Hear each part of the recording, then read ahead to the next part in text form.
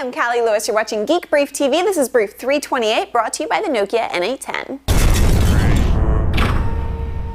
This entire brief is a response to an email I received from a very late adopter who asked me what all this web stuff is all about. She asked, what's RSS, what's a blog, what's Digg, and why would I want to do it? It's an honor for me to be the person she asked because my ultimate goal is to put a friendly, everyone's welcome to face on technology. To answer her question, I'm going to the basic of basics in hopes that it helps my emailer and perhaps you guys will find it worth passing on to your less connected friends and family members. Everything we're talking about is made possible by the internet and the World Wide Web. Interestingly enough, not the same thing. Again, to bring it to the basic of basics, the internet is the infrastructure that connects computer networks all over the world to other computer networks all over the world.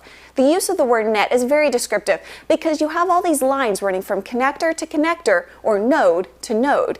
Each connecting point in the net could be a university or even a college or a lab within that university. It could be a home-based business and it could be a data center with hundreds or thousands of servers. It's the physical structure by which email, web pages, audio, and video travel from one computer to another somewhere else in the world. When you order several things from Amazon.com, your order will arrive sooner if you allow Amazon to divide shipments into a smaller series of shipments. The internet gets data to you by doing the same thing. The video you're watching now was intelligently ripped apart into small pieces and reassembled as it arrived on your computer. It's like one part of the file said to the other parts, I'll go this way, you go that way, and you go that way, we'll meet up on the other side. That packaging of data speeds everything up. The World Wide Web is much simpler to understand. It's just the documents you see on a web browser. Documents on the World Wide Web can contain text, pictures, audio, and/or video. The ball really got rolling on the World Wide Web in the 1990s. It transformed the internet from something used by universities, scientists, and government into something accessible to all of us.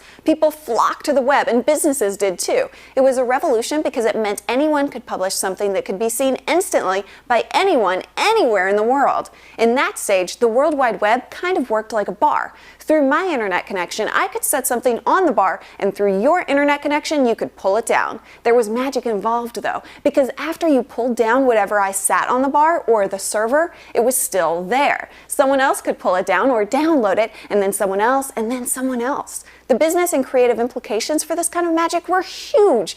I could make a digital product one time, and I could sell it over and over and over again to any number of people who thought it was worth buying. Investors poured money into web-based businesses, and predictions about the future went wild. People predicted the end of physical marketplaces as we know them. Web-based businesses spent billions of dollars promoting not much of anything and adding .com to everything. In 2001, the bubble burst, and only those companies with real businesses survived. The magic, though, never died. The thing that made the magic work even better than ever is something called RSS. The acronym stands for Really Simple Syndication. It's the technology that powers blogging, podcasting, and video podcasting. One of the best things about RSS is that you don't have to understand how it works in order to take advantage of what it does. People have made tools available that make using RSS as easy as writing and adding an attachment to email. WordPress is my favorite, but there are others like TypePad and Blogger that are very popular and very good. Let me show you RSS in action. Neil and I started a blog about our dream road trip called bigtrip.tv. I've written a post about a bus we're interested in called a Neoplane Spaceliner. After I've checked formatting and spelling, I'm ready to publish. Anyone subscribed to the blog using a feed reader will automatically get the article I just wrote delivered to their reader as a new post. A good feed reader to start with is the Google Reader. Some browsers have feed readers built right in. Commentcraft.com does an excellent job at explaining blogs and RSS in detail. One of the analogies they use is that the old web is like going to Blockbuster to pick up a movie. The new web is having Blockbuster or Netflix deliver that movie to your mailbox. The emailer also asked about Digg and what a widget is. Digg is a popular site where links to news stories are posted by users. Other users decide which stories are most important by digging them or burying them. The more votes a story gets, the more people are likely to see it. It's a popularity contest. A widget is a mini application that carries out a small task while looking pretty in the process.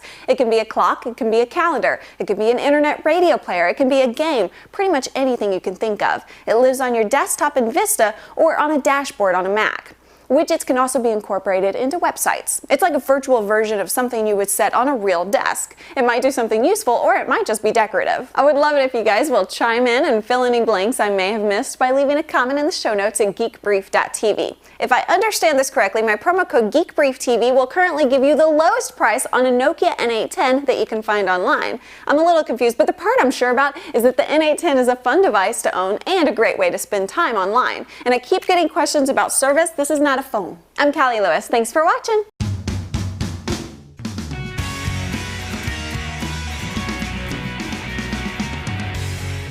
Are you going to be able to manipulate it so I can do it wherever? I hope so. Okay.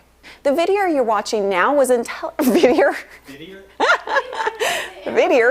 Currently, my promo code Geek Brief TV will currently give you the lowest price for a Nokia N810 you can find online. I'm a little confused, but the part I'm sure about is that an N810 is a fun device to own and a great way to spend time online.